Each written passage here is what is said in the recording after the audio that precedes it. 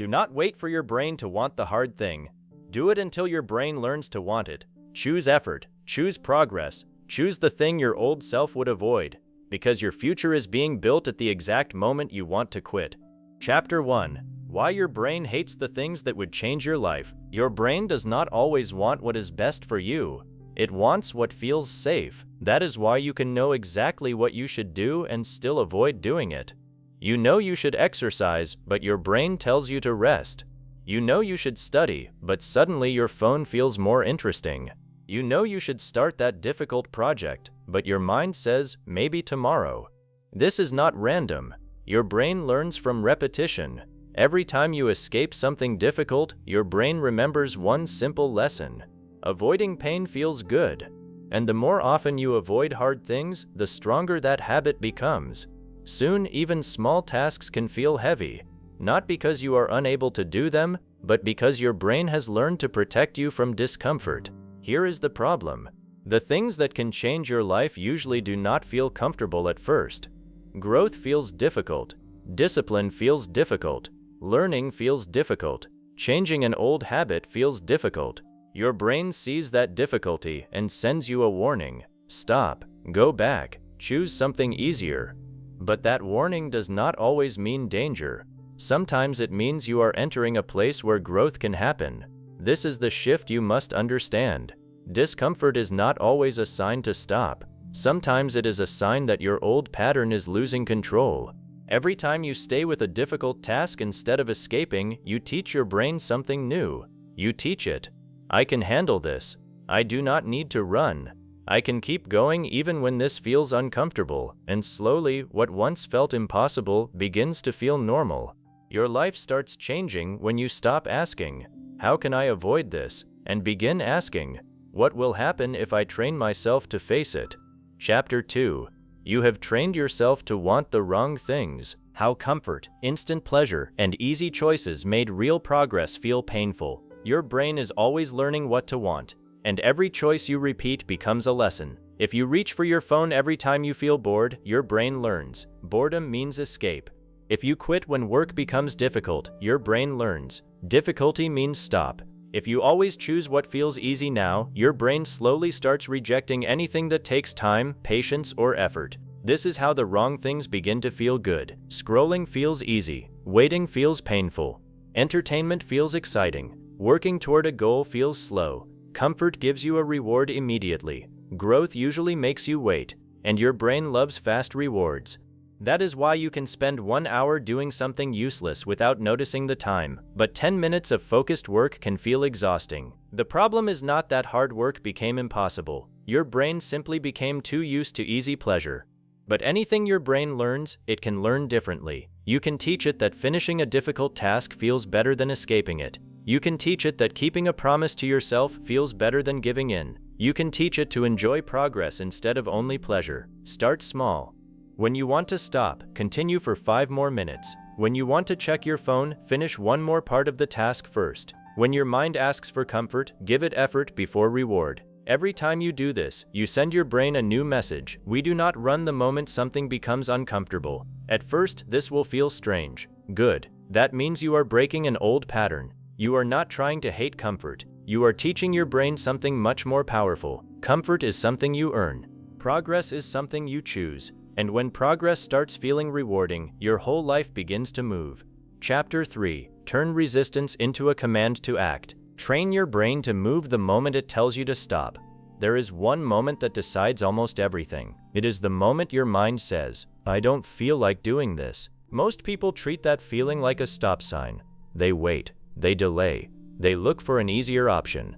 And every time they obey that feeling, resistance becomes stronger. But you can train yourself to do the opposite. You can make resistance your signal to move. The moment your brain says, stop, take one small step forward. Open the book. Stand up. Start the workout. Write the first sentence. Do the first 5 minutes. Do not wait until you feel ready, because waiting gives your excuses time to grow. The longer you think about a hard task, the bigger it can become inside your mind. But action breaks that fear. Once you begin, your brain receives a new message. Difficulty does not control me. This is where real discipline starts. Not when you feel motivated. not when everything feels easy, but when you feel resistance and move anyway. Your goal is not to remove resistance completely. Your goal is to stop obeying it. When your mind says, later, answer with action. When it says, this is too hard, begin anyway. When it says, you can stop now, stay a little longer. Every time you do this, you weaken the old habit of avoidance, and you build a new pattern. Resistance means move. Discomfort means continue. Fear means begin. After enough repetition, something powerful happens. You stop spending so much energy fighting yourself. You begin faster. You hesitate less. You trust yourself more. And the feeling that once controlled you becomes the very thing that activates you. That is the shift. Do not ask resistance for permission. Use it as your command to act. Chapter 4. Make hard things give you dopamine. Rebuild your reward system until effort starts feeling better than escape. Your brain is always looking for a reward. That reward can come from many places: your phone, food, games, videos, attention, comfort, or progress. The problem is that easy rewards come fast. You open your phone, and within seconds, something interesting appears. You watch another video, then another, then another. Your brain gets pleasure without effort, but hard work is different. You study for an hour and may not see results today. You exercise for weeks before your body changes. You work on a goal for months before anyone notices. That delay makes hard things feel less exciting. Your brain starts asking, why work for a reward later when I can feel good right now? This is where many people lose control. They keep choosing the fast reward. And the more they choose it, the more their brain expects pleasure without effort. Slowly, difficult work starts feeling boring. Focus feels painful, patience feels impossible, and even simple tasks begin to feel heavier than they really are. But you can change this. You can teach your brain to connect effort with reward. Start by noticing something most people ignore. Every difficult action already gives you a reward. Maybe the task is not finished yet. Maybe nobody is praising you. Maybe you still have a long way to go, but you did something powerful. You showed up. You resisted the easy choice. You kept going. That is progress. And progress must become something your brain learns to value. When you finish a difficult part of your work, stop for 1 second and recognize it. Tell yourself, I did what I wanted to avoid. That sentence matters. You are teaching your brain that effort is not punishment. Effort is victory. When you complete another page, notice it. When you finish a workout you wanted to skip, notice it. When you stay focused while your phone is calling for your attention, notice it. When you continue even though you feel tired, notice it. Do not only celebrate the final result, reward the effort that creates the result. This is how your brain begins to change. At first, easy pleasure may still feel stronger. That is normal. Your old reward system has had years of practice. You cannot change years of habits in one afternoon, but every time you choose effort before comfort, you are giving your brain a new lesson. You are saying, work comes first, reward comes after. This simple rule can change everything. Do the difficult task before opening social media. Finish the important work before watching entertainment. Complete the workout before giving yourself comfort. Handle the responsibility before choosing the reward. You are not removing pleasure from your life. You are putting pleasure in the right place, after effort, not instead of effort. And something surprising begins to happen. The hard task itself starts becoming satisfying. You start enjoying the feeling of finishing. You start wanting the feeling of progress. You begin to feel proud when you keep a promise to yourself. Soon, sitting around doing nothing does not feel as good as it used to. Why? Because your brain has discovered a deeper reward, self-respect. There is a special feeling that comes when you know you could have escaped, but you stayed. You could have quit, but you continued. You could have chosen easy, but you chose growth. That feeling is powerful because nobody can give it to you. You earn it. And once your brain begins connecting hard work with that feeling, your relationship with difficulty changes. You stop seeing hard things only as pain. You begin seeing them as opportunities to win. A difficult morning becomes a chance to prove something to yourself. A hard workout becomes a chance to grow. A boring task becomes a chance to build focus. A stressful moment becomes a chance to become stronger. This is the rewiring. You are teaching your brain. When something is hard, there may be a reward waiting inside it. Do this often enough, and the reward begins to move. Before, your brain wanted the pleasure that came from escaping. Now, it starts wanting the satisfaction that comes from finishing. Before, comfort felt like success. Now, progress feels better. And that is when discipline stops feeling like a constant fight. You still feel resistance. You still have difficult days. But now there is something stronger on the other side of the struggle, a reward your brain has learned to recognize. So the next time something feels hard, do not immediately run from it. Stay, finish one more part, push a little longer. Then notice what happens inside you when you refuse to quit. That feeling is what you are training, because the goal is not only to become better at doing hard things. The real goal is deeper. Teach your brain to want the feeling that hard things give you after you conquer them.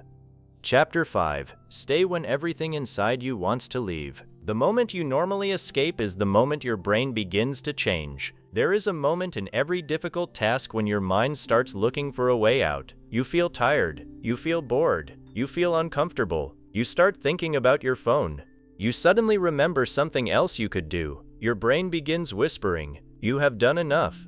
Take a break. Do this later. You can start again tomorrow." This moment may look small, but it is one of the most important moments in your entire life.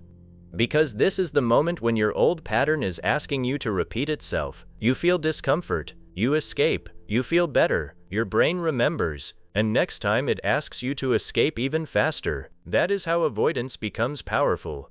Not because you made one bad choice, but because you repeated the same choice until your brain started expecting it. Every time discomfort appeared, you left. Every time boredom appeared, you looked for stimulation. Every time fear appeared, you delayed. Every time the work became heavy, you stopped.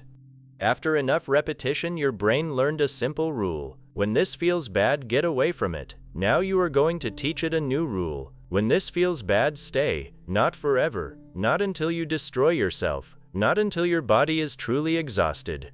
Just long enough to show your brain that discomfort is not your boss. That is the difference. You do not become mentally strong because you never want to quit. You become mentally strong because you learn what to do when quitting sounds attractive.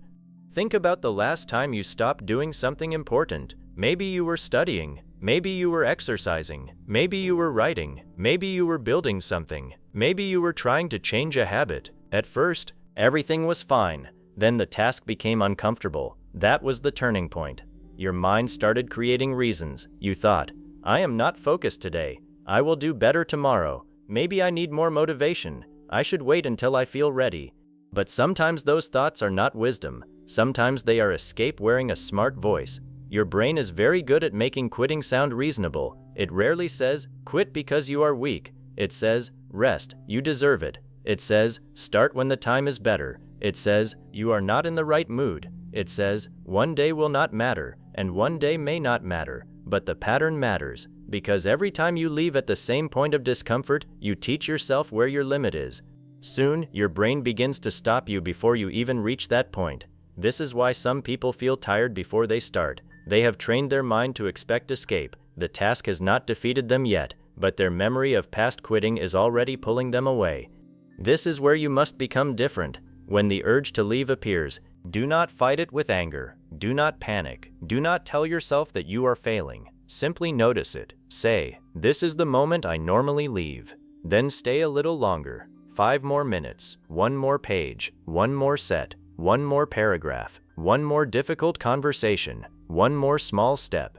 This sounds simple, but it is powerful, because you are changing what happens after resistance appears. Before, resistance appeared, you escaped. Now, resistance appears, you continue. That small change begins to rewrite the pattern. Your brain starts learning. Discomfort does not always mean stop. Boredom does not mean escape. Fear does not mean run. Tired does not always mean finished. This is where your real growth begins. Most people think growth happens when they feel strong.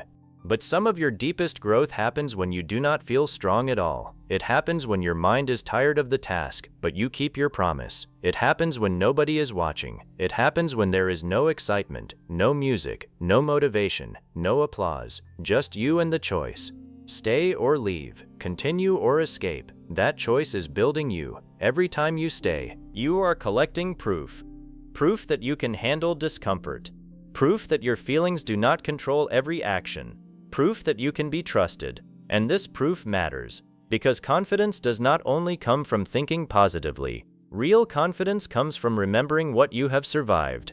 You remember the day you wanted to stop but finished anyway. You remember the morning you wanted to sleep longer but got up. You remember the moment you wanted to avoid the work but started. You remember the time you wanted to quit halfway but stayed. Those memories become strength. Your brain begins to say, "We have been here before. This feeling did not destroy us. We can continue." That is how hard things slowly become less frightening. Not because they become easy, but because you become familiar with the feeling of staying. There is also something else you need to understand. The strongest urge to quit often comes before a breakthrough. A difficult task becomes boring before focus becomes deeper. A workout becomes painful before your body becomes stronger. Learning becomes frustrating before something finally makes sense. Building a new habit feels unnatural before it becomes normal. That uncomfortable middle is where many people disappear. They start with excitement. Then excitement fades. The work becomes real, and they leave. But if you learn to stay through that middle, you gain an advantage most people never develop. You learn how to continue without excitement. That skill is more powerful than motivation. Motivation says, "I feel like doing this." Discipline says, "My feelings do not get the final vote." There will be days when you feel powerful. Use them. But there will also be days when you feel slow, distracted, tired, or uncertain. Those days matter even more, because those are the days when your brain learns whether your standards are real. Anyone can continue when it feels good. The deeper training begins when it does not. This does not mean you should ignore real pain, danger, illness, or the need for rest.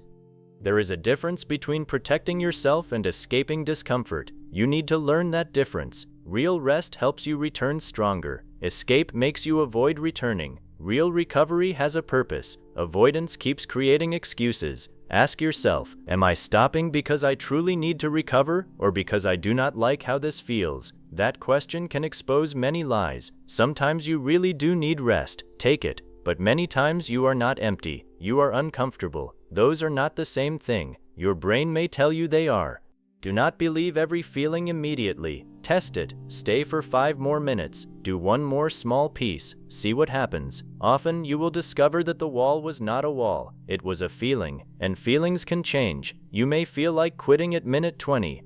Then at minute 30 you find your rhythm. You may feel confused on one page. Then the next page makes everything clearer. You may feel weak at the beginning of a workout. Then your body wakes up. If you always leave at the first wave of discomfort, you never discover what waits after it. This is why staying matters. Staying gives you access to the part of yourself that only appears after the easy version of you wants to stop. That version of you is calmer, stronger, more focused, more patient. You cannot meet that version of yourself if you always leave too early. So begin practicing one powerful rule. Do not quit at the first urge to quit. Wait, breathe, continue a little longer. Let the feeling rise. Let it stay. Let it pass. You do not need to obey it. An urge is not an order. A thought is not a command. A feeling is not a decision. You are the one who decides what happens next. This is one of the most freeing things you can learn. Your brain can say, "Stop," and you can continue. Your brain can say, "This is boring," and you can stay focused. Your brain can say, "I want something easier," and you can choose the harder thing. The moment you realize this, your relationship with discomfort changes. You stop being afraid of the urge to escape. You expect it. You recognize it. You almost welcome it, because now you know what it means. It means you have reached the place where training begins. Before that moment, you were just working. After that moment, you are rewiring. That is why the point where you normally leave is so important. It is not the end of the task. It is the beginning of a new response. And every new response teaches your brain something. Stay once, and you create a small victory. Stay again, and you create evidence. Stay again, and you create an identity. Soon you stop saying, "I am trying to become disciplined." You start thinking, "I am someone who stays." That identity changes everything, because when you see yourself as someone who stays, quitting begins to feel strange. You do not need a huge speech. You do not need to force yourself with anger. You simply act in a way that matches who you believe you are. You stay, you finish, you return, you keep the promise, and every time you do, the old version of you loses power. The version that always ran, the version that always delayed, the version that always needed the perfect mood, the version that disappeared when things became difficult, that person slowly becomes less familiar. In their place, someone stronger begins to appear. someone who can sit with discomfort, someone who can work through boredom, someone who can hear the voice saying quit and still choose continue. That is mental strength. It is not loud, it is not dramatic. Most of the time, nobody sees it. It happens quietly. One more minute, one more page, one more attempt, one more decision not to escape. And those small moments begin changing your entire life. So the next time everything inside you wants to leave, remember this: you may be standing at the exact point where your brain expects the old response. Do not give it the old response. Stay. Stay long enough to prove that the feeling can pass. Stay long enough to show yourself that you are stronger than the urge. Stay long enough for your brain to learn a new lesson, because the moment you normally escape is not the moment you are supposed to lose. It may be the exact moment your brain finally begins to change. Chapter 6. Make quitting feel worse than continuing. Rewire your identity until breaking your own promise becomes harder than doing the work. There is a point where discipline becomes much easier. It happens when quitting no longer feels like relief. It starts feeling like betrayal. Not betrayal of another person, betrayal of yourself. You said you would wake up early. You said you would finish the work. You said you would stop wasting hours. You said you would train. You said you would study. You said you would change. Then the difficult moment arrives, and suddenly your promise starts feeling optional. Your mind begins talking. Skip today. You can do it tomorrow. You are tired. One time will not matter. And maybe one time really will not destroy your life. But something deeper is happening. Every time you break a promise to yourself, your brain remembers. It learns. My words do not mean much. That is dangerous. Because the biggest damage is not the missed workout. It is not the unfinished page. It is not the wasted hour. It is not even the task you avoided. The biggest damage is what happens to your trust in yourself. You slowly stop believing your own promises. You say, tomorrow I will start. But a quiet voice inside you answers, you said that yesterday. You say, this time I am serious. And another part of you remembers all the times you were serious for 2 days and disappeared on the third. You say, I will finish this. But your brain has evidence that you often stop when things become uncomfortable. This is how people lose confidence without understanding why. They think confidence comes from looking strong, from speaking strongly, from feeling motivated. But deep confidence comes from something much simpler. You believe yourself. When you tell yourself you will do something, you trust that you will do it. That kind of trust is powerful, and it is built in private. Nobody has to see you. Nobody has to praise you. Nobody has to know. You make a promise, then you keep it. That is the beginning. Most people think discipline means forcing yourself to suffer. But real discipline is deeper than force. It is about building a relationship with yourself where your own word becomes important. Imagine someone promises you something every day and then breaks the promise every day. At first you may believe them. After a while you stop. Their words lose value. The same thing happens inside your own mind. If you repeatedly say, I will do this, and then do nothing, your brain stops taking you seriously. Your goals become wishes. Your plans become empty sentences. Your promises become noise. And once your own words lose meaning, motivation becomes harder, because part of you already expects failure. This is why you must change the meaning of quitting. Right now, quitting may feel good for a few minutes. You stop working. The pressure disappears. You sit down. You pick up your phone. You watch something. You tell yourself you will return later. And for a moment you feel free. But look closer. What comes after that relief? Maybe guilt. Maybe disappointment. Maybe frustration. Maybe that heavy feeling of knowing you did it again. The easy choice gave you comfort for 10 minutes. But it took something from you. It took a little self-respect. It took a little trust. It made tomorrow harder. That is the trade most people never notice. They only look at what quitting gives them now. They do not look at what quitting costs them later. You need to reverse that. When your mind offers you an easy escape, stop asking, how good will it feel if I stop? Ask, how will I feel about myself after I stop? That question changes the decision, because quitting often feels good before it feels bad. Continuing often feels bad before it feels good. That is the trap. Your brain wants the first feeling. Your future is built by the second. Imagine you are working on something difficult. Your mind wants to stop. If you quit, you may feel immediate relief, but 2 hours later, you may feel weak. If you continue, you may feel uncomfortable for another 20 minutes, but later you feel proud.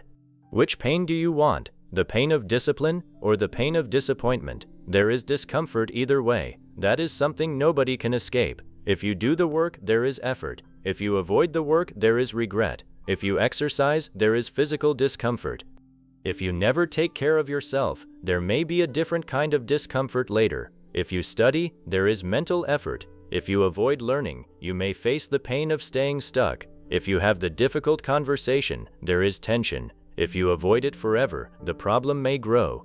Life does not always give you a choice between pain and no pain. Many times it gives you a choice between two kinds of pain. One pain builds you, the other weakens you. Choose carefully. This is where your identity begins to matter. You cannot rely on motivation forever. Motivation changes. One morning you feel powerful. The next morning you feel empty. One day the goal excites you. Another day you wonder why you started. If your actions depend only on your feelings, your progress will always be unstable. You need something deeper. You need identity. Identity is the answer to this question. Who am I when nobody is forcing me? Are you the person who keeps going? Are you the person who disappears when things get hard? Are you the person who keeps promises? Are you the person who always needs another restart? Are you the person who acts only when excited? Or are you the person who acts because the decision has already been made? This matters because your brain wants to act in ways that match how you see yourself. If you keep saying, "I am lazy," your brain starts looking for proof. If you say, "I never finish anything," your brain remembers every unfinished task. If you say, "I have no discipline," you make quitting feel normal. Be careful with the identity you repeat. You may think they are only words, but repeated words can become instructions. Instead, build an identity through evidence. Do not simply say, "I am disciplined." Show yourself. Wake up when you said you would. Finish the small task. Put the phone away. Return when you do not feel like returning. Complete what you started. Each action becomes a vote for the person you are becoming. One action will not completely change your identity, but repeated actions will. Think of it like building a wall. One brick looks small, but keep placing bricks in the same direction and something strong appears. Every kept promise is one brick. Every difficult morning is one brick. Every completed task is one brick. Every time you refuse the easy escape, another brick. Eventually you have built something your old habits cannot easily break. That is character. Character is not what you say when you feel inspired. It is what you repeatedly do when inspiration is gone. You do not need to become perfect. You need to become reliable. There is a big difference. Perfection says, "I can never fail." Reliability says, "When I fall, I return quickly." You will miss days. You will make mistakes. You will sometimes choose comfort. You are human. The danger is not one mistake. The danger is allowing one mistake to become your identity. You miss one workout and think, "I ruined everything." Then you miss the next one. You waste one morning and think, "This day is already gone." Then you waste the afternoon too. You make one bad choice and decide you are back to your old self. Do not do that. A mistake is an event. It does not have to become a pattern. Your rule should be simple. Never let one broken promise become permission to break the next one. Return fast. If you missed yesterday, show up today. If you wasted the morning, save the afternoon. If you stopped for a week, begin again now. Do not wait for Monday. Do not wait for a new month. Do not wait for a perfect mood. Every delay teaches your brain that returning is difficult. Make returning immediate. This is how you protect your identity. Strong people are not people who never fall. They are people who refuse to stay down long enough for the fall to become their new normal. You need to understand something else. Your standards teach your brain how to treat your goals. If your rule is, "I will work when I feel good," your brain knows there is always a way out. If your rule is, "I will work unless there is a real reason I cannot," your brain begins to understand that excuses will not always succeed. Clear standards reduce mental negotiation. Negotiation is exhausting. Should I work now? Maybe later. Should I finish this? Maybe tomorrow. Should I get up? Maybe 5 more minutes. Should I study? Maybe after one video. Every small debate uses energy, and the more you debate, the more chances your weaker impulse has to win. Sometimes the strongest decision is made before the moment arrives. You decide, "At 7, I begin." Then 7 arrives. You do not ask again. The decision was already made. You decide, "I finish this page before touching my phone." Then the urge appears. You do not hold a meeting with yourself. The rule is already clear. You decide, When I want to quit, I do 5 more minutes. Now resistance has an answer. This is powerful because discipline becomes less emotional. You stop asking your feelings what you should do. Feelings still matter, but they do not control every action. Your emotions become information, not commands. You can feel tired and still do something small. You can feel afraid and still begin. You can feel bored and still continue. You can feel unmotivated and still keep a promise. This is freedom. Many people think freedom means doing whatever you feel like doing. But if every feeling controls you, are you really free? If boredom sends you to your phone every time, boredom controls you. If fear makes every decision, fear controls you. If laziness controls your morning, laziness controls part of your life. Real freedom is being able to feel an urge without becoming its servant. You can hear the urge, you can understand it, then you can choose differently. That is power. And with repetition, something interesting begins to happen. The pain changes sides. At first, doing the work feels painful. Quitting feels easier, but after enough kept promises, quitting begins to feel wrong. You start something and your mind says stop, but another voice appears. No, we finish.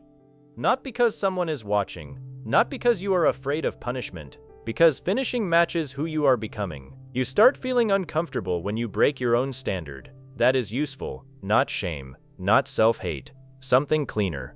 A simple inner discomfort that says, that is not who we are anymore. This feeling can become stronger than the temporary desire to escape, and that is the shift you want. You do not want to live by fear. You do not want to punish yourself. You want to value your own word so much that breaking it feels more costly than doing the work. Imagine 2 choices. Choice 1. You continue for 30 more minutes. It is difficult, but afterward your mind is calm. You know you finished. You know you kept your promise. You sleep with respect for yourself. Choice 2. You quit now. You get 30 minutes of comfort, but later, the unfinished task is still inside your head. You know you escaped. Tomorrow you have to face the same work, plus the memory that you avoided it today. Which choice is actually easier? People often think quitting removes the problem. Many times, it only delays it and adds emotional weight. Unfinished work follows you. Broken promises follow you. Avoided problems grow in your mind. Sometimes finishing is difficult for 1 hour. Quitting can stay with you all day. Remember that. The next time your brain says, stopping will make you feel better, ask, better for how long? 5 minutes? 10 minutes? An hour? Then what? Train yourself to see beyond the first feeling. The person who can see beyond the first feeling becomes difficult to control. Advertisements control the first feeling. Distraction controls the first feeling. Comfort controls the first feeling. Temptation controls the first feeling. Growth requires you to look one step further. What happens after the pleasure? What happens after the escape? What happens after another broken promise? What happens if I repeat this for 1 year? That last question is powerful. Do not judge choices only by today. Multiply them. If you skip 1 day, maybe nothing changes. But what if you repeat that choice 300 times? If you waste 1 hour, maybe nothing changes. But what happens if you lose that hour every day? If you delay one difficult conversation, maybe the world does not end. But what if delay becomes the way you handle every problem? Small choices become dangerous when repeated. They also become powerful when repeated. 1 focused hour may not change your life, but repeat it. 1 workout may not transform your body. Repeat it. 1 day without giving in to distraction may not look impressive. Repeat it. 1 promise kept may feel small. Repeat it. Repetition turns small choices into identity, and identity turns identity into destiny. You do not need 1 heroic day. You need enough ordinary days where you refuse to betray yourself. This is where many people get it wrong. They want a giant transformation. They want to wake up as a completely different person. They want endless motivation. They want a powerful moment that changes everything forever. But strong identities are usually built in boring moments. Getting out of bed when nobody cares, closing the app when nobody would know, doing the last 10 minutes of work, reading another page, returning to the task after distraction, saying no to something easy, keeping a promise that only you remember. These moments look small from the outside. Inside your brain, they are votes, they are evidence, they are training. Your brain is watching what you repeatedly do. It is learning. This is who we are. That is why your actions matter even when nobody sees them, especially when nobody sees them. When people are watching, Pressure can push you. When nobody is watching, identity must push you. Ask yourself, what do I do when there is no applause? That answer tells you a lot. You want your private behavior to become strong enough that public motivation is unnecessary. You want the alarm to ring and your body begins moving before the excuses fully arrive. You want the work to become difficult and your mind already knows. We do not disappear here. You want temptation to appear and part of you automatically remembers the bigger promise. This takes time. Do not expect instant change. Your old identity was built through repetition. Your new one will be too, but every day gives you opportunities. Not huge opportunities, small ones. A decision to begin, a decision to continue, a decision to stop scrolling, a decision to return, a decision to keep your word. Use them. One of the best ways to make quitting feel worse is to connect your actions to something larger than the task. Do not say, I have to finish this boring work. Say, this is a chance to become someone who finishes. Do not say, I have to wake up early. Say, this is a chance to prove that my decisions are stronger than my mood. Do not say, I have to avoid my phone. Say, this is a chance to prove that my attention belongs to me. The task may be small, but the identity being built is not. Every difficult action answers a deeper question. Can I trust myself? You want that answer to become yes, not because you repeat positive words in the mirror, because you have evidence. Hundreds of pieces of evidence. You said you would start. You started. You wanted to leave. You stayed.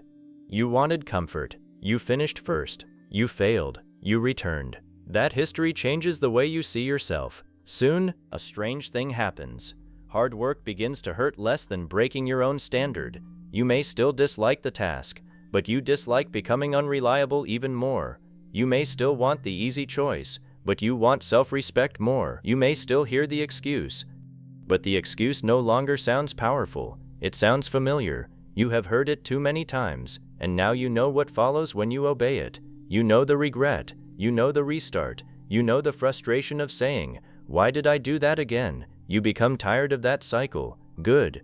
Use that feeling, not to attack yourself. Use it to make a new decision. You do not need to hate your old self. You only need to stop feeding the old pattern. Every time you choose the new behavior, the old one becomes weaker. The goal is not to become a machine. You will still want rest.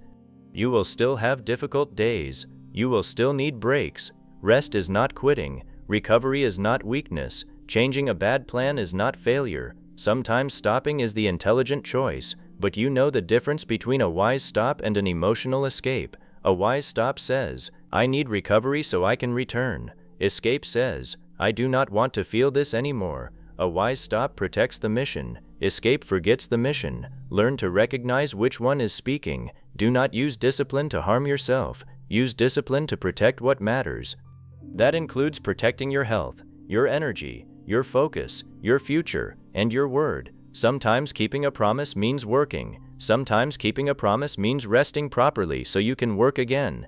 The deeper rule is this: do not lie to yourself. If you need rest, admit it. If you are avoiding, admit that too. Truth makes change possible. Excuses hide the pattern. You cannot rewire what you refuse to see. So when the urge to quit appears, ask yourself 3 simple questions. Am I truly finished, or am I only uncomfortable? How will I feel about this decision tonight? What identity am I strengthening if I choose this? Those questions bring the future into the present. They make the hidden cost visible. And once you can see the cost, the easy choice is not always so easy anymore. Maybe the task takes 20 more minutes, but quitting will cost you another broken promise. Maybe waking up is uncomfortable for 5 minutes, but going back to sleep may cost you another morning, where you tell yourself you will change tomorrow. Maybe focusing feels boring, but distraction may cost you another day without progress. Which cost are you willing to pay? Every meaningful life requires payment. You pay with effort. You pay with patience. You pay with discomfort. You pay by saying no to things that feel good now so you can build something better later. The question is not whether you will pay. The question is what you are buying. Comfort can buy you an easy hour. Discipline can buy you a stronger life. Do not trade something large for something small. Do not sell tomorrow for 10 minutes of relief. You have done that enough. Build a new relationship with your word. When you say, I will do this, treat it with respect. Do not make huge promises every day. Make promises you can actually keep. then keep them. If you normally study 0 minutes, do not promise 4 perfect hours. Promise 30 focused minutes. Protect them. If you never exercise, do not promise a perfect routine for the rest of your life. Promise that today you will move, then do it. If your attention is broken, do not promise that you will never use your phone again. Promise 1 protected hour. Keep it. Small promises kept are more powerful than giant promises broken, because kept promises build trust. Trust builds identity. Identity makes future action easier. You begin creating a powerful loop. You promise, you act, you finish, you trust yourself more. Because you trust yourself more, the next action becomes easier. Then you keep another promise. Your identity grows stronger. Now compare that with the old loop. You promise, you delay, you quit, you feel disappointed, you trust yourself less. The next promise feels weaker, so you delay again. 2 loops, 2 futures. Choose which one you want to feed. This is why one small decision matters. Not because it changes everything immediately, because it votes for a loop. Every time you continue when quitting would be easier, you strengthen the right loop. You make tomorrow a little easier. You make your word a little stronger. You make your identity a little clearer. Eventually, you reach a beautiful point. You do not need to ask, "Can I do this?" You have done difficult things too many times. You know you can. You do not ask, "Will I quit?" You know your pattern. You stay. You return. You finish what deserves to be finished. Your brain may still offer the exit, but the exit no longer looks like freedom. It looks expensive, because now you understand what quitting costs. It costs trust. It costs momentum. It costs identity. It costs the quiet pride that comes from knowing your word still means something. And that quiet pride becomes one of the strongest rewards you can feel. Imagine going to bed knowing, "Today I did what I said I would do." No applause, no trophy, no one even knows, but you know. That feeling is powerful. It gives you peace. It gives you strength. It makes tomorrow less frightening. Because tomorrow, when the next hard thing appears, you are not starting from zero. You carry evidence. You remember yesterday. You remember the week before. You remember all those moments when the old you would have escaped, and you stayed. Eventually, your brain begins to protect this identity. You do not want to lose it. You have worked too hard to become reliable. Now quitting threatens something you value, your self-respect. That is the moment the balance changes. Before, continuing felt harder than quitting. Now, quitting carries a heavier price. Before, your mind said, "Why should I keep going?"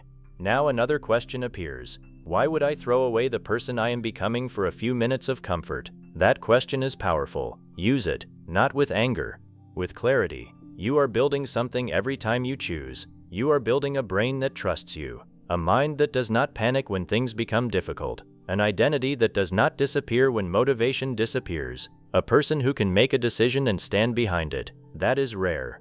And it is built one kept promise at a time. So from now on, when you feel like quitting, remember what is actually happening. You are not only deciding whether to finish one task, you are teaching your brain what your word means. You are deciding whether discomfort controls you. You are casting another vote for your identity. You are choosing which version of yourself becomes stronger. The old version says, "Do what feels easiest." The new version says, "Do what you said you would do." The old version wants relief. The new version wants respect.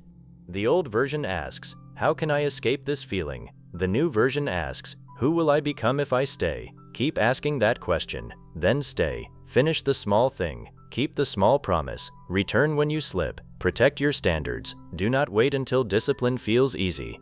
Keep practicing until breaking your word feels harder. Because the strongest person is not the one who never feels like quitting. It is the person who feels the urge, understands the cost, and chooses to continue.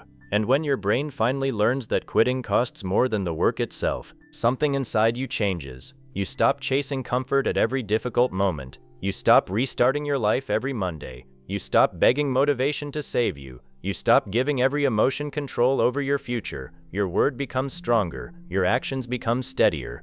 Your identity becomes harder to break. And eventually you no longer need to force yourself to become disciplined. You protect discipline because you know what it gave you. Trust in yourself. And once you truly trust yourself, quitting is no longer the easy choice. It becomes the one choice that costs too much.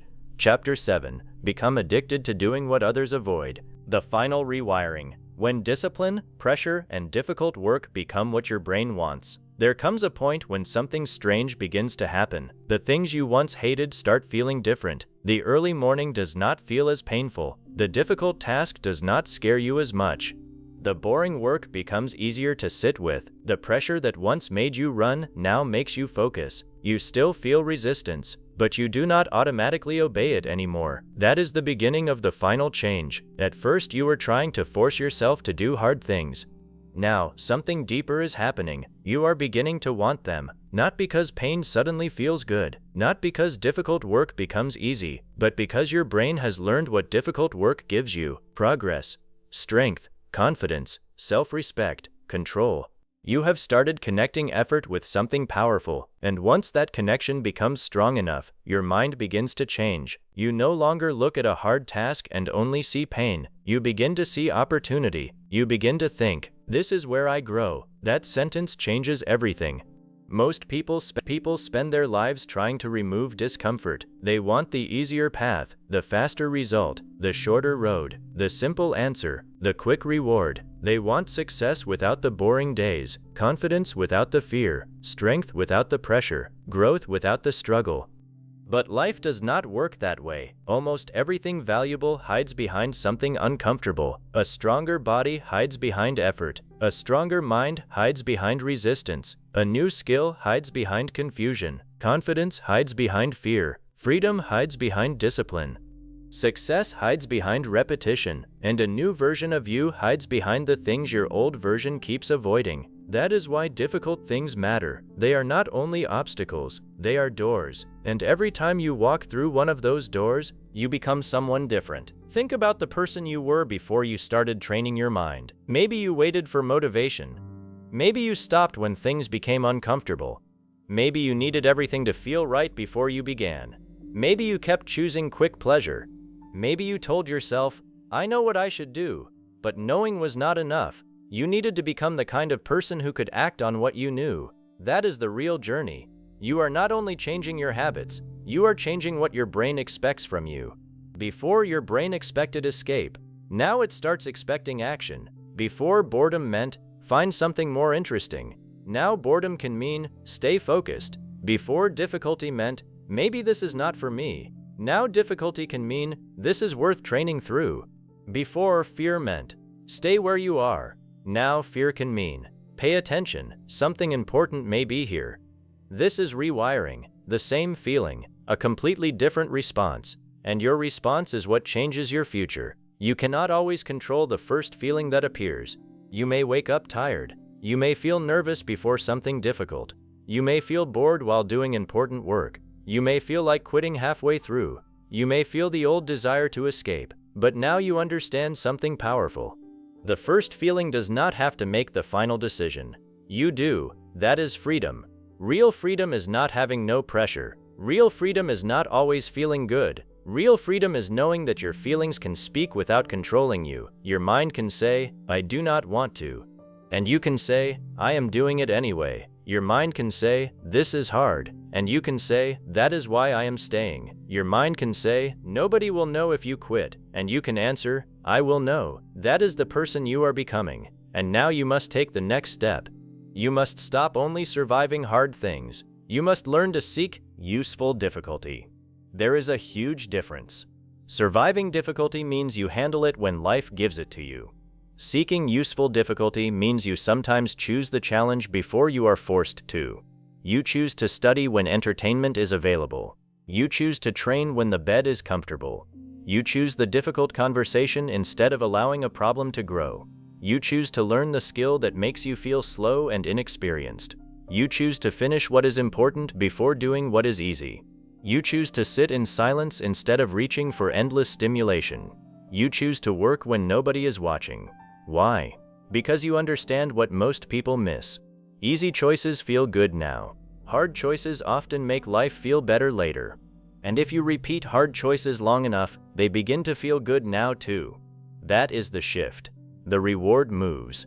In the beginning, comfort was the reward. Then progress became the reward. Then keeping your promise became the reward. Then becoming stronger became the reward. Eventually, the act of doing difficult things begins to carry its own satisfaction. You begin to enjoy the moment you prove yourself wrong. You thought you could not continue, but you continued. You thought you were too tired, but you finished. You thought you needed motivation, but you acted without it. You thought you had reached your limit, but you discovered there was still something left. Those moments are powerful. They tell your brain, we are stronger than we thought, and your brain remembers. This is why repeated difficulty can build confidence, not fake confidence, not loud confidence, not confidence based on what other people think, a quieter kind. You look at a difficult situation and think, I have handled hard things before. That sentence gives you power, because uncertainty becomes less frightening when you trust your ability to respond. You may not know what will happen, but you know something about yourself. You know you can stay. You know you can learn. You know you can recover. You know you can keep moving. That is the kind of confidence difficult work builds. And once you experience that confidence, easy comfort can start feeling less attractive. You begin to notice something. A day filled with nothing but easy pleasure does not always leave you satisfied. You can scroll for hours, watch video after video, avoid every difficult thing, say yes to every comfort, and still go to bed feeling empty. Why? Because pleasure and fulfillment are not the same thing. Pleasure says, this feels good right now. Fulfillment says, I am proud of how I used my time. Pleasure disappears quickly. Fulfillment stays longer. Pleasure is easy to consume. Fulfillment usually has to be earned. And once you begin experiencing both clearly, your brain starts learning the difference. You stop asking only, what will feel good? You start asking, what will feel meaningful? That question changes your choices. Sometimes the meaningful choice is difficult. Sometimes it is boring. Sometimes nobody understands why you are doing it. Sometimes you will not see the result for weeks, months, or even years. But your brain is becoming less dependent on immediate proof. That is maturity. You are learning to work for rewards you cannot see yet. Most people are controlled by what they can feel immediately. If something is fun now, they want it. If something hurts now, they avoid it. But the person who can think beyond the present moment has an enormous advantage. You can say, this hour is difficult, but it is building something. You can say, this choice is uncomfortable, but I will respect it later. You can say, nobody sees the result yet, but I know what I am becoming. That is how long-term goals survive short-term emotions. And now something even more powerful begins. You start looking for the hard thing. Not every hard thing, not pointless pain, not damage, not suffering just to prove something. Useful difficulty, the kind that makes you better. You ask, what am I avoiding because it would force me to grow? That question can reveal your next level. Maybe you are avoiding starting. Maybe you are avoiding finishing. Maybe you are avoiding learning. Maybe you are avoiding speaking up. Maybe you are avoiding silence. Maybe you are avoiding responsibility. Maybe you are avoiding looking at your own habits clearly. Maybe you are avoiding the one task that could move your life forward. Your brain will often point you toward comfort, but your future may be hiding in the opposite direction. Look at what you keep avoiding. There may be information there. If you keep avoiding a difficult skill, maybe that skill matters. If you keep avoiding a hard conversation, maybe that conversation needs to happen. If you keep avoiding focused work, maybe focused work is exactly what your brain needs to relearn. If you keep avoiding discipline, maybe discipline is the bridge between who you are and who you want to become. Do not automatically trust avoidance. Study it. Ask, why do I keep running from this? Sometimes the answer will be healthy. Maybe the situation is truly harmful. Maybe the goal is not right for you. Maybe you need recovery. But many times the answer is simpler. You are avoiding the feeling of being uncomfortable. And now you know that discomfort can be trained. The first time you do something difficult, your brain may react strongly. It wants the familiar. It wants safety. It wants the old pattern. The second time may still feel uncomfortable. The 10th time feels different. The 50th time may feel normal. Repetition changes meaning. Think about anything you can now do easily that once felt difficult. Maybe reading, driving, speaking in front of people, using a new tool, working out, writing, learning another language. At first, the brain uses a lot of energy. Everything feels slow. Then practice begins to build a path. The task becomes more familiar. Your brain stops treating every step like a new problem. This is why consistency matters more than one huge effort. You are building pathways. Every repetition says, we do this. Every repetition removes a little fear. Every repetition makes the behavior more normal, and normal is powerful. Your goal is not to feel like a hero every day. Your goal is to make difficult action normal. When hard work becomes normal, you stop needing a dramatic emotional push. You just begin. You do not spend 30 minutes thinking about whether you should start. You start. You do not make a giant speech about discipline. You act. You do not need to feel inspired every morning. You know the standard. This is what real rewiring looks like. It is less dramatic than people expect. It looks like repeated action. It looks like starting without excitement. It looks like finishing when nobody cares. It looks like keeping promises that no one else even knows about.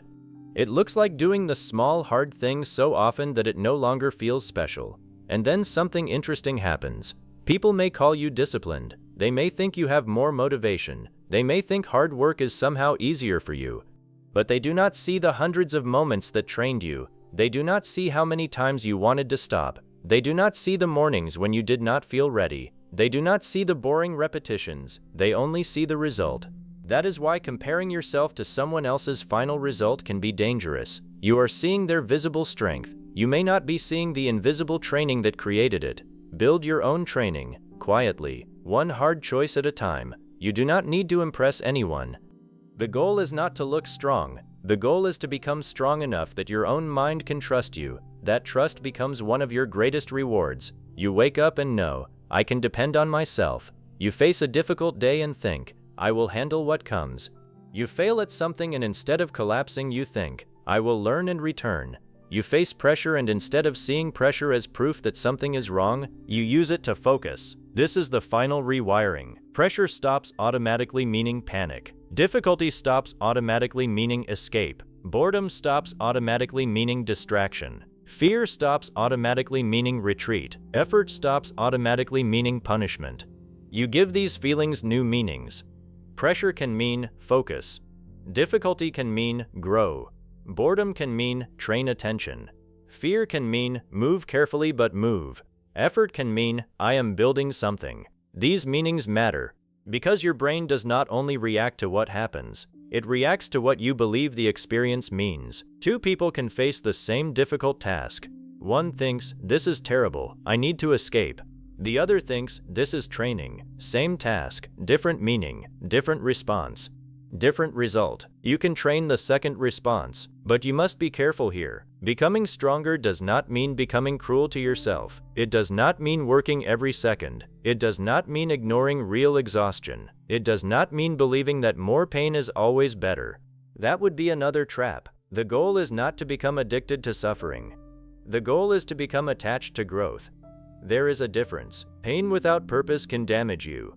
Effort with direction can build you. Rest is part of discipline. Recovery is part of progress. Sleep matters.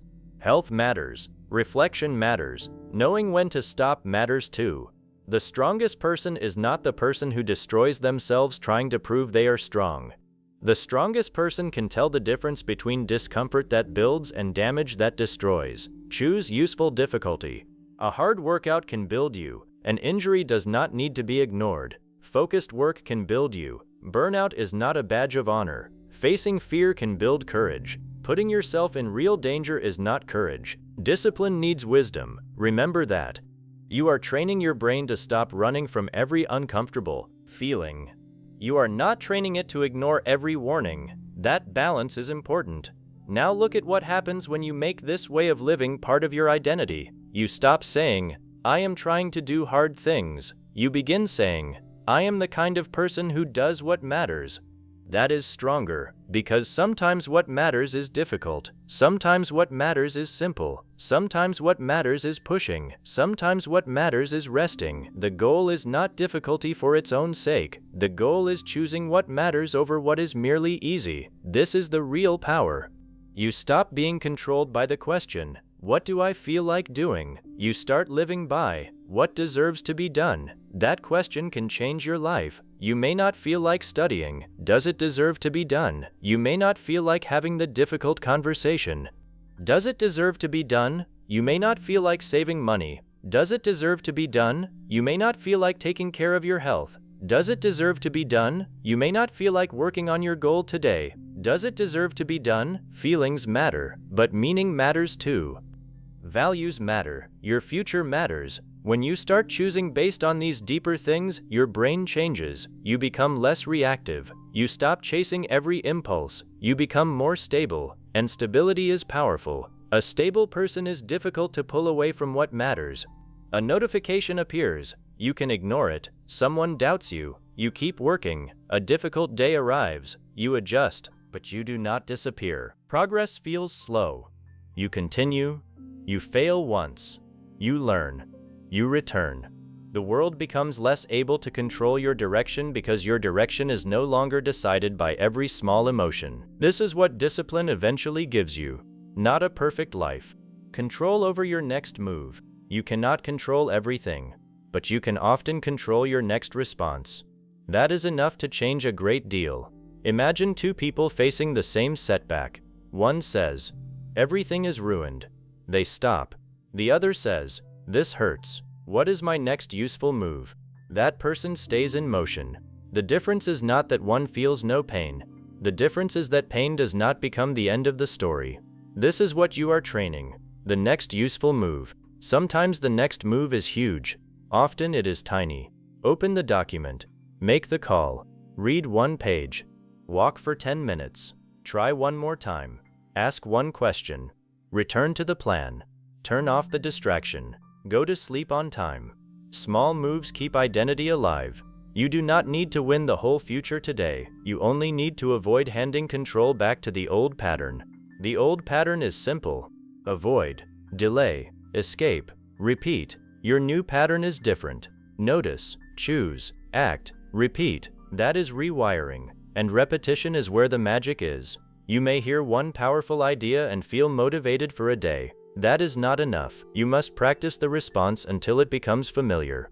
When resistance appears, act. When boredom appears, stay. When the urge to quit appears, continue a little longer. When you fail, return quickly.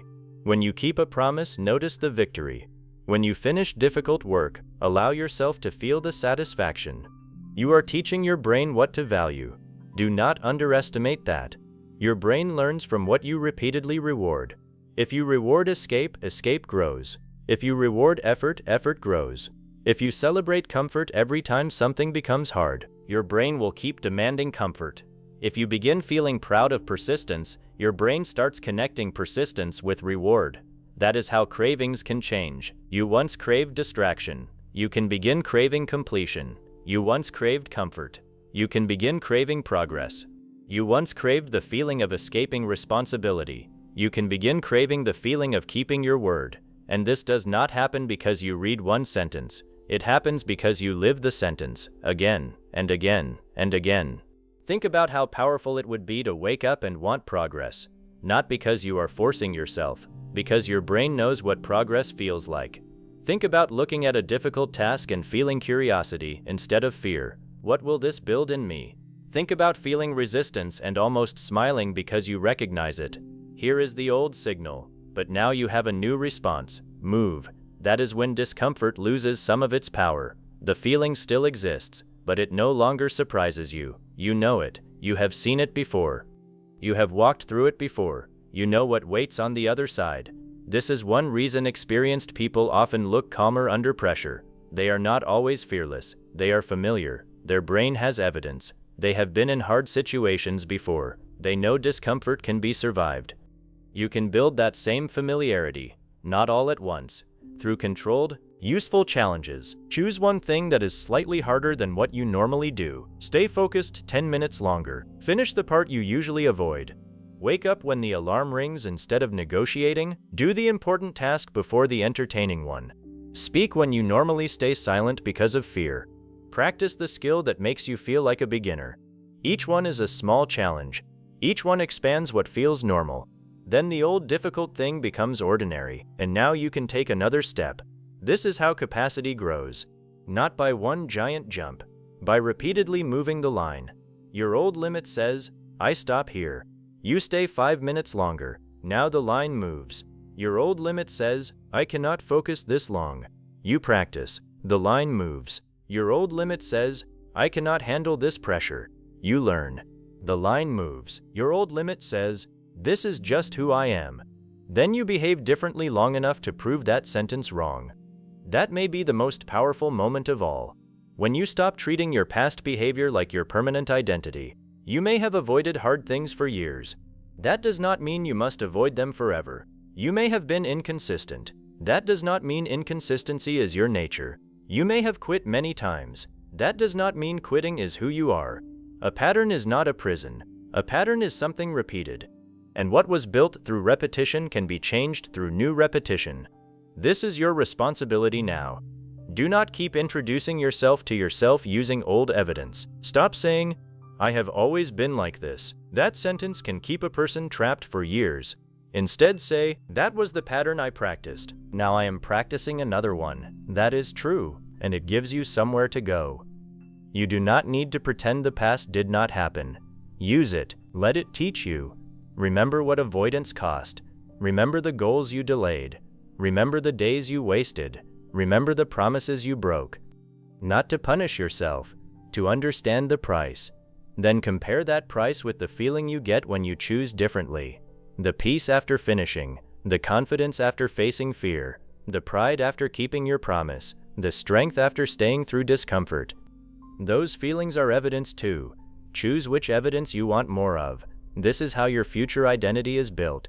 You are collecting proof every day. The question is, proof of what?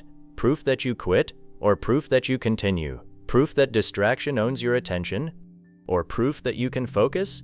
Proof that comfort controls you? Or proof that you can choose growth? Your actions answer those questions, and because your actions are repeated, they eventually become your story. This is why your ordinary day matters so much. People wait for a huge moment to transform. But transformation often happens on boring Tuesdays. Nobody is watching. Nothing dramatic is happening. You simply have a choice. Work or escape. Begin or delay. Continue or quit. Focus or scroll. Keep the promise or break it. That boring choice may be doing more to shape you than one emotional speech ever could. Respect the ordinary moments. They are where identity is built. You do not need to feel amazing. You need to act in alignment. That is enough. Over time, alignment creates pride. Pride creates motivation. Motivation creates more action. Action creates more evidence. Evidence strengthens identity, and identity makes action easier. Now you have a positive loop. This is the loop you want to protect, but something will try to break it.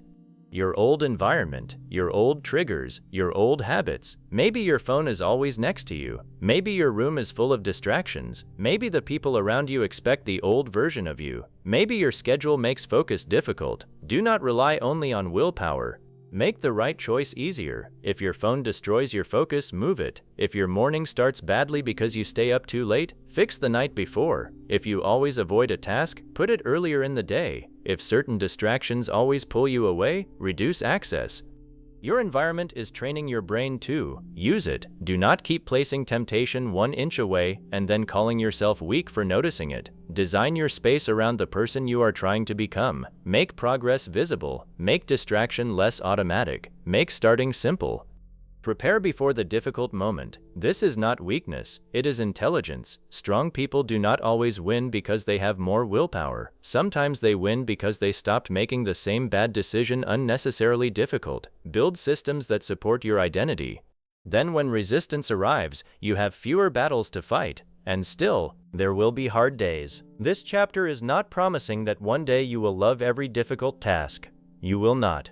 Some work will always be boring. Some mornings will feel heavy. Some challenges will scare you. Some days you will question everything. That is normal. The goal is not to remove every negative feeling. The goal is to become someone who does not need perfect feelings to move. That is much stronger. Imagine how much power you gain when you stop needing the perfect mood. You can create when you feel uninspired. You can train when you feel lazy. You can study when you feel bored. You can make a good decision while feeling stressed. You can continue while feeling uncertain. You become less dependent on conditions, and people who are less dependent on perfect conditions move faster, because perfect conditions rarely arrive. There will always be something: noise, stress, fear, fatigue, doubt, other people's opinions, a bad morning, a slow result, a mistake. If you wait until none of those things exist, you may wait forever. Learn to move with imperfect conditions. That is strength. You do not need a perfect day. You need a strong next decision. Keep coming back to that. What is the strong next decision? Not the perfect decision, not the biggest decision, the strong next decision. Maybe it is to continue 5 minutes. Maybe it is to close the app. Maybe it is to apologize. Maybe it is to begin. Maybe it is to rest properly instead of pretending to work while exhausted. Maybe it is to ask for help. Maybe it is to do the thing you have delayed for 3 weeks. One strong decision can change the direction of a day. Enough strong days can change a year. Enough strong years can change a life. Do not underestimate direction. You do not need to be perfect. You need to keep pointing yourself toward growth. Some days you will move fast, some days slowly. But stay in the direction. This is what separates temporary motivation from real transformation.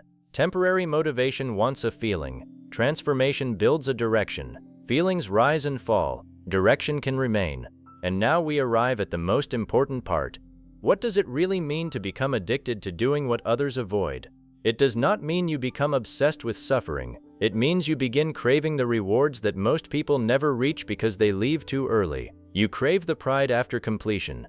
You crave the calm that comes from keeping your word. You crave the confidence that comes from surviving pressure. You crave the growth hidden inside challenge. You crave the clarity that comes from doing the thing instead of thinking about it for days. You crave the strength that only appears after resistance. That is the addiction, not pain. Progress, not punishment. Proof. Proof that you are becoming someone you can trust. That reward is powerful. It can become stronger than the quick reward of escape. And when that happens, your life changes. You see an important task and feel pulled toward finishing it. You feel discomfort and become curious about what is behind it. You notice yourself wanting to quit and think, "This is the place where I train." That reaction is very different from where you started. At the beginning, discomfort controlled the decision. Now, discomfort can trigger the decision. At the beginning, the brain said, "This is hard, leave." Now it can learn, "This is hard, pay attention." That is the rewiring you came for, and it is not finished after this chapter. Your brain will keep learning from what you do next. Tomorrow is another lesson. The day after that is another lesson. Every difficult choice teaches. Every easy escape teaches too. There is no neutral repetition. You are always strengthening something, so choose carefully what you practice. Practice beginning. Practice staying. Practice returning. Practice finishing. Practice protecting your attention. Practice delaying the quick reward. Practice keeping small promises. Practice doing the useful thing when the easy thing is calling. Practice until the new response feels familiar. Then keep practicing, because what you repeat becomes easier to repeat. One day you may notice the change without even trying. The alarm rings. You get up. The task begins. You focus. The difficult part comes. You continue. No drama, no long argument, no giant wave of motivation. You simply do it. That moment may look ordinary, but it is proof of something extraordinary. The person who once had to force every difficult action has become someone for whom action is normal. That is what rewiring looks like in real life. Quiet, simple, powerful. And there is one more thing you should expect. As you grow stronger, the difficult things will change. What feels hard today may feel easy later. Then a new level appears. That is good. Do not become afraid when growth gives you a new challenge. It does not mean you are failing. It means your capacity has increased. A beginner struggles to begin. Later they may struggle to stay consistent. Then they may struggle to handle bigger responsibility. Then leadership. Then pressure. Then uncertainty. Growth does not remove all difficulty. It changes the type of difficulty you are able to carry. This is why becoming stronger does not make life empty of challenge. It makes you capable of better challenges. You want that. A life with no challenge is not always peaceful. Sometimes it becomes empty. Human beings need something meaningful to move toward, something that asks more of them, something that reveals more of what they can become. Choose challenges that deserve you. Do not waste your discipline on things that do not matter. Use your strength for goals, people, work, and values that actually mean something to you. Hard work is powerful, but hard work aimed in the wrong direction can still waste years. So ask yourself, what difficult thing would genuinely improve my life if I stopped avoiding it? That question is worth sitting with. Maybe the answer is not glamorous. Maybe it is fixing your sleep. Maybe it is learning a skill. Maybe it is being honest. Maybe it is finishing what you started. Maybe it is saving money. Maybe it is leaving a habit behind. Maybe it is rebuilding your focus. Maybe it is taking responsibility for something you keep blaming on others. Whatever it is, name it, then make it smaller. Then begin. Your brain does not need another giant promise. It needs another piece of evidence. Give it evidence today. Do one thing your old self would normally avoid. Then notice the feeling after. Do not rush past it. Feel the satisfaction. Say, that is who I am becoming. That is how you reinforce the new identity. Your brain needs to notice the reward. Otherwise, hard work can feel like endless punishment. Recognize your progress, not with arrogance, with awareness. You are showing yourself that change is real. This is especially important when the results outside you are still slow. Maybe nobody sees the change yet. Maybe the money has not changed. Maybe the body has not changed. Maybe the career has not changed. Maybe the skill is still developing, but something inside you may already be different. You start faster. You escape less. You finish more. You recover faster after bad days. You need less motivation. You trust yourself more. Those changes matter. They usually happen before the visible result. Do not quit because the outside world has not caught up yet.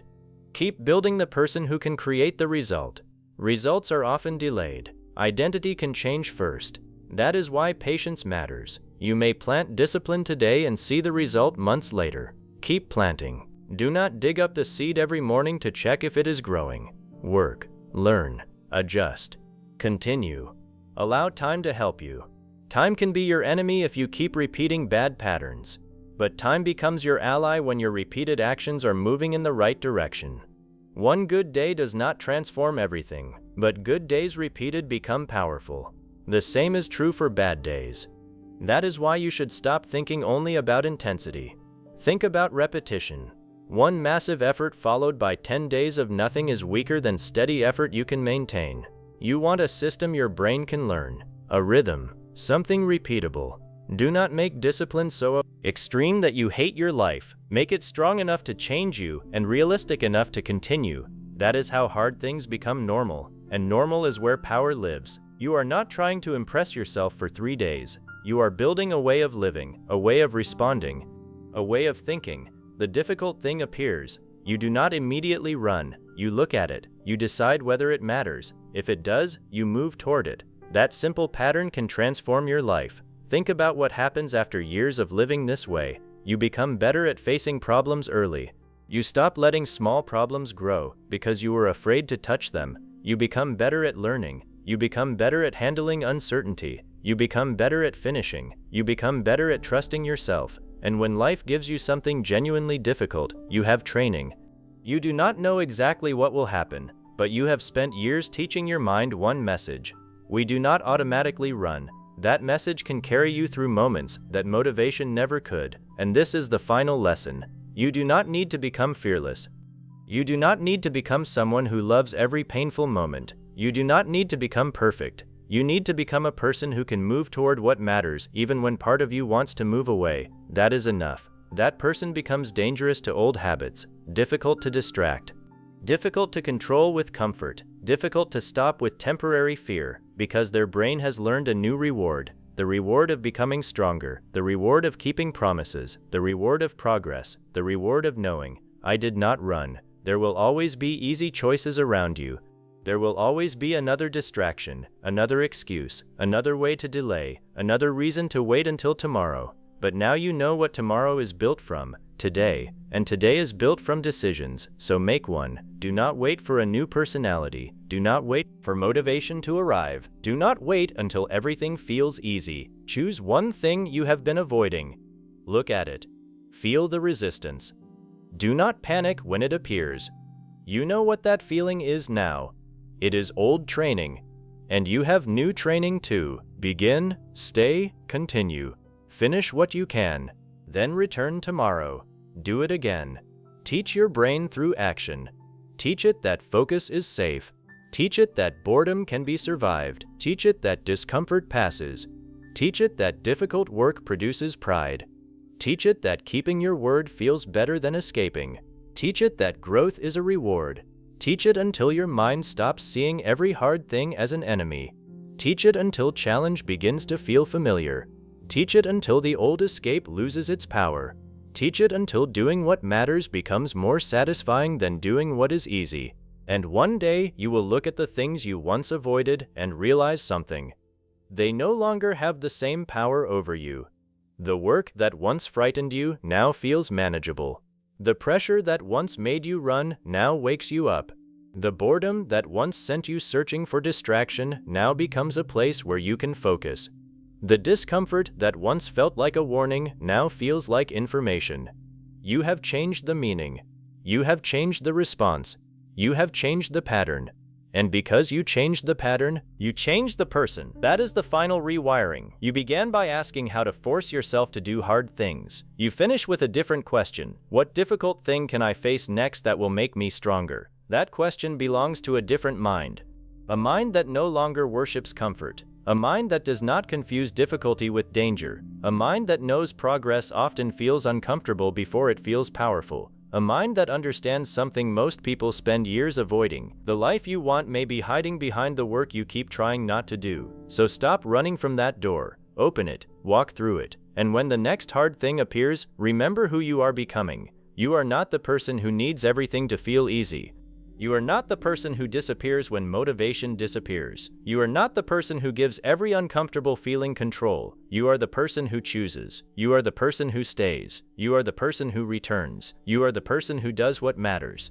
And when you repeat that identity long enough, hard things stop feeling like enemies. They become training. They become proof. They become opportunities to meet the stronger version of yourself. That is when everything changes.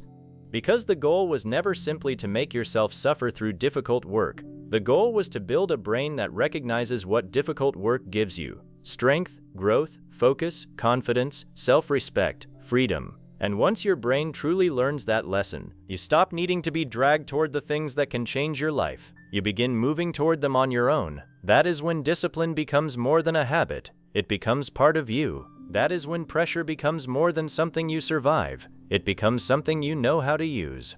That is when difficult work becomes more than something you tolerate. It becomes the place where you discover what you are capable of. And that is the final transformation. You stop craving the escape. You start craving the progress. You stop chasing what is easiest. You start choosing what makes you stronger. You stop asking how little you can do. You start wondering how much more you can become. And when your brain reaches that point, the things you once avoided no longer control your life. They become the very things that build it. Do not wait for hard things to feel easy. Do them until your brain starts wanting the challenge. Choose progress over escape. And when your mind says quit, stay.